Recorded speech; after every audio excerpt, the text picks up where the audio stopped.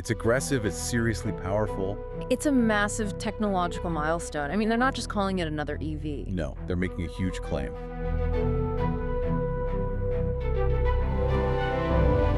So we teased this about a month ago, didn't we? The all-electric Porsche Cayenne, still under wraps in all that camo. Yeah, just a hint of what was coming. And now the full reveal is here. And, well, you were right. It's aggressive, it's seriously powerful. It's a massive technological milestone. I mean, they're not just calling it another EV. No, they're making a huge claim.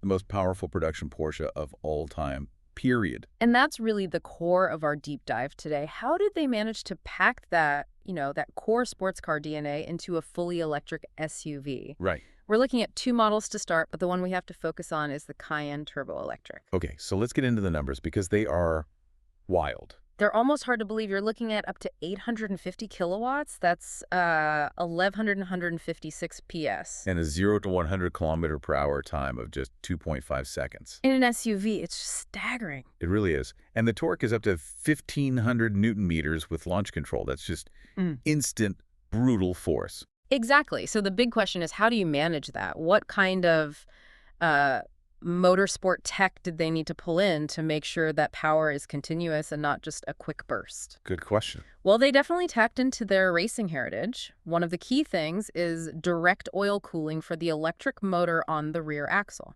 Ah, so that's for heat management, to prevent it from throttling back. Precisely.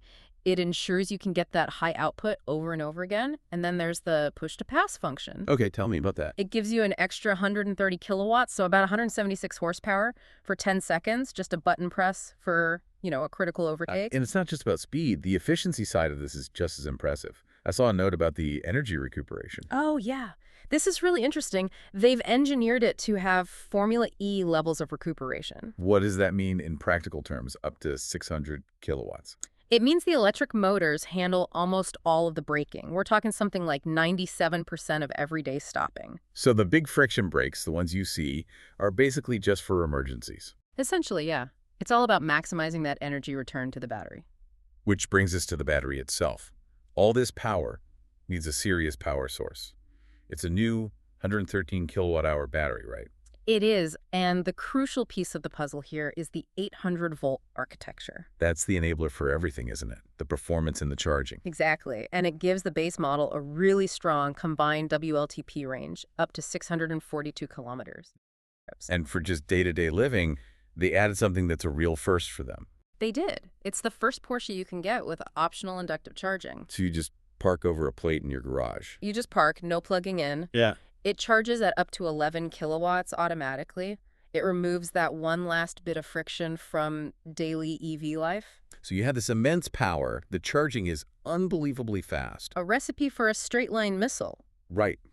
But power is useless without control.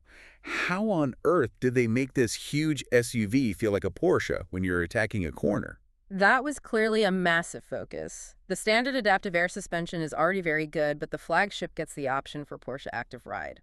And what does that do? It's a system designed to almost completely cancel out body movements. So no braking dive, no body roll in corners, no squat under acceleration. It just stays incredibly flat and stable. Wow. And what about inside? They've completely changed the driver experience. It's a total overhaul. They call it the Porsche driver experience, and it has the largest display area of any Porsche right now. There's this curved 14.25-inch OLED cluster for the driver. And an optional passenger display, too. A big 14.9-inch one.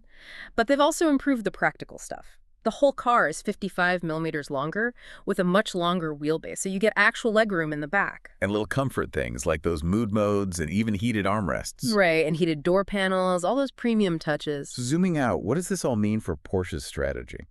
It means they're all in on flexibility.